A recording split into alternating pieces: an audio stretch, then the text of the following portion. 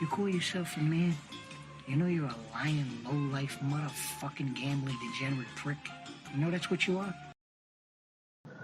Well, hello you degenerate fucks.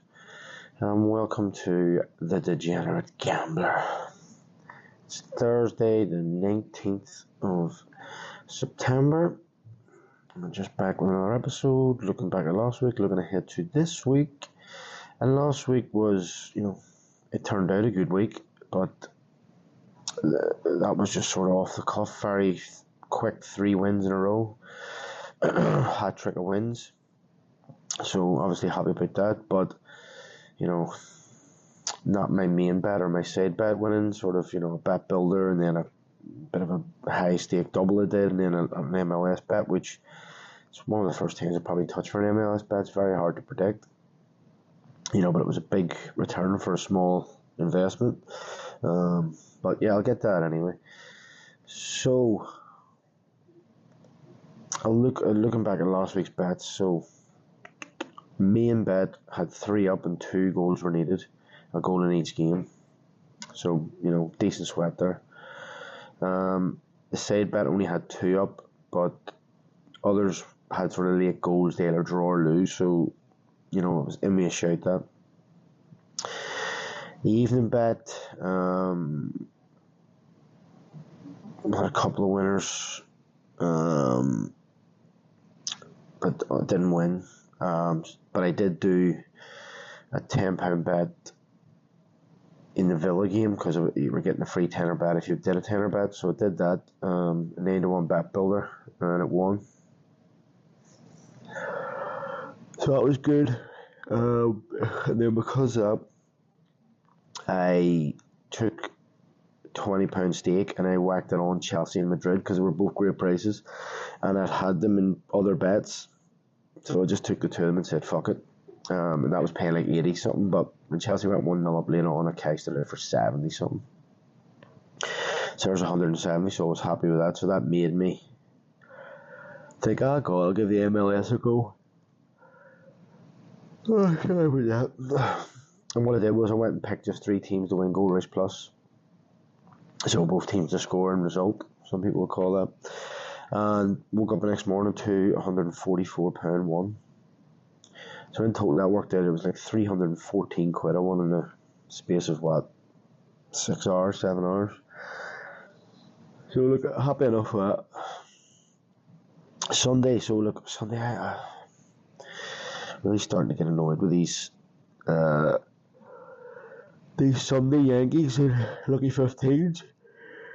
But I have to just stay sort of confident in that. There's the main bet on Saturday. I had 3 out of 5 up. If I had 3 out of 5 up on a Sunday, I'd get a decent return. But I'm ending up with 1 up or 2 up, or something that's not even worth getting a decent return. So I don't know whether it's just the fixtures or I don't know. I don't know what I'm doing wrong, but I'm going to keep it up for a while. I'll probably just do a bet builder on Sunday on the side of that, but it'll keep the expenditure down. Bet builders for that Sunday there weren't great. And one thing I did forget to mention was I also was unlucky with a bet builder in the Chelsea game. Yes, I got the double up, but I had players to get booked. 2 players to get booked. They both were. The only thing I needed was a Nicholas Jackson foul, and it never happened. But yeah, so Sunday, bet builders weren't great. The Yankee was fucking awful. I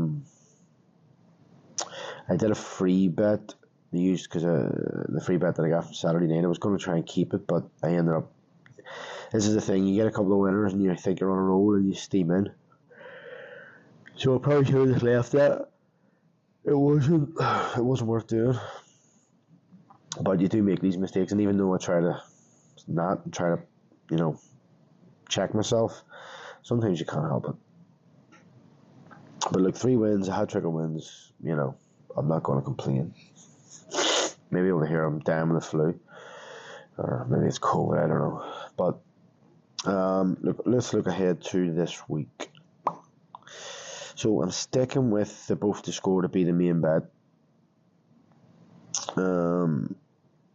Prices are starting to come down with the teams to win. So it's, picking this bet, I could almost see myself putting an extra point on it and doing two 2-point bets, because at the minute it's looking like, a lot of teams are coming down to, sort of 13 to 20 or 8 to 11, because they've got a bit of form behind them, and putting 5 of them together, you're not going to get a massive return. You're almost having to make selections of more risky. So I've got one of them in today, but I don't know. I'll have to reconsider that, what I do there, because again, with these early bets, there being more early bets there. Oh God, I apologise for this. I'm doing more early bets, so that's more of an investment that I didn't always do an early bet last season, because sometimes there wasn't enough games. So now that I'm doing an early bet every week, it's like, I really want to be investing in that on an extra point on the 3 o'clock bets. I don't know. I'll maybe have a bit of a reconsider, relook, maybe cut the stake on a few other things or something to try and pay for it. I don't know, but it's definitely something I'm looking at. So the 5 games, and they're all both to score, I'll run through them, are Leicester Everton 4-6, Luton Sheffield Wednesday 8-11, Charlton Blackpool 3-4, Barrow Newport 5-6, Grimsby Bramley 8-13.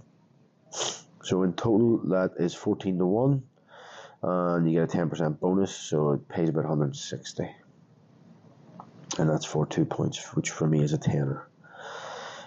Next race, so I'll go on to the bet to win. So I'll go through the teams and I'll come back and give you some reasons. So Newcastle away to Fulham 7-5, Leeds away to Cardiff 13-20, Birmingham away to Rotherham 11-10, Stockport at home to Leyton Orient 11-20, and Barnet away to Wealdstone 8-11. That works out at 21-1, which is decent. But like I say, there's 11-10 and a 7-5 in there. The other 3 are short price. 13-20 is a short price, 11-20 is basically 1-2, and 8-11 is a sort of short price. So we'll see what happens next week with that, whether I, start honing in on the sort of the shorter price favourites and upping the stake, but I'll decide. Anyway, so looking at the first game, Newcastle. So Newcastle started the season pretty well, but so have Fulham. But Newcastle are third. Fulham 12th. 1 win, 2 draws isn't bad from 4 games. For a team like Fulham.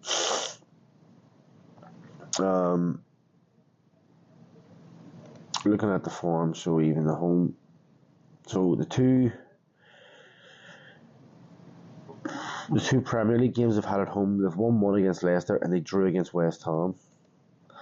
Where Newcastle won their last game away from home at Wolves, and they drew with Bournemouth away. But I just think Newcastle hitting a wee bit of form. They've won 2 in a row there in the Premier League. They drew in the cup, they drew in the league, and then they won their first game against Southampton. I mean, they're unbeaten in the last 5, so that would be my reasons there. Next, Leeds. So down in the Championship, Leeds away to Cardiff. Leeds again had a reasonable start. They're 9th, but third in the league is 11 points, and they're on 8. So 3 points away from third. So, Blackburn's on 11, Burnley 10, Watford 10, Sheffield United 9, Oxford 9, Derby 9, then they're on 8. So it's obviously pretty close up there.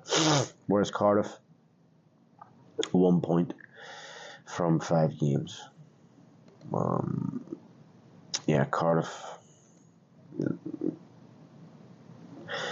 Cardiff haven't won in 5 games. That includes cup competitions and stuff. At home this season, They lost 2. They won in the EFL Cup at home, but that's it. Away, look, Leeds, it's not an amazing record, but, you know, they drew and won away from home in the league. Next is Birmingham. Birmingham, obviously, I think, are sitting top, aren't they, of League One. Let's double check it. Are the top? No, they're a joint top with Wrexham, with a game in hand. Rotherham down there in 17th, only 1 win, 3 draws. Unbeaten at home though, but Birmingham win 2 in a row at home. And look, they spent a lot of money for that level, so they're hoping to go straight back up. Next into League. Oh no, it's not. Still League One. Stockport, currently 5th. 3 wins, 2 draws, so undefeated. Playing Leyton Orient with only 1 win and 4 defeats. Home. Stockport won both their home games. They lost in the EFL Cup at home, and they beat Everton's under 21s there. Orient, pretty patchy. They've, a couple of wins and 3 losses away from home, but that includes 2 EFL Cup games. And then lastly, going into League 2, no, not League 2. I'm going into the National League, so I'm losing my early paid on this one. But Barnet are flying at the minute. And also, I don't know if anybody saw the interview there. The manager had on, I can't remember what it was. It was BT or whatever, but where he talked about people criticising the players, and the Irish guy came across really well. But Barnet have won 5 out of 5 at home. Now they're away from home in this game, and their away record isn't great. They've only won 1 and 3 defeats. But Wealdstone are not in great form at all. So Wealdstone are currently in the bottom 3. They've 1 win in 9 games. So I'm just thinking that Barnet are, they're going to get that first away win of the season. Try second away win of the season. So yeah, that's it. That's the 2 bets. I will be doing obviously an early bet, evening bet, and then Yankee or something on Sunday. I'm so tired today, so apologies. Lastly, before I do let you go, have a look at midweek. So, on Monday there's a League 2 game, and there's a few other around Europe, just the odd game dotted here and there, Spain, Sweden, whatever. Tuesday, there's 3 League 1 games, 12 in the National League. There's a game in the National League North. There's 5 EFL Cup and 6 EFL Trophy, 3 La Liga games. So good night of football there. Wednesday, we'll have a couple more EFL. I think it's Liverpool and Arsenal both play. Not each other, but they both have games. There's 9 Europa League games and 2 in La Liga. And then on Thursday, there is 9 more Europa League and 3 La Liga. So the way they split this Champions League, Europa League up is it's a bit crazy, to be fair, isn't it? I mean, it's a Thursday night tonight, and there is Champions League group phase and no Europa League. The Europa League's next week. So yeah, I don't know, if this is going to remain the same, but it is what it is. So anyway, that's it for this week. All it leaves me to say is, if you're doing a bet, good luck and happy punting. Here, get the fuck out of here. Here, thanks. Let me find out you fucked up. I'll leave you wherever I find you.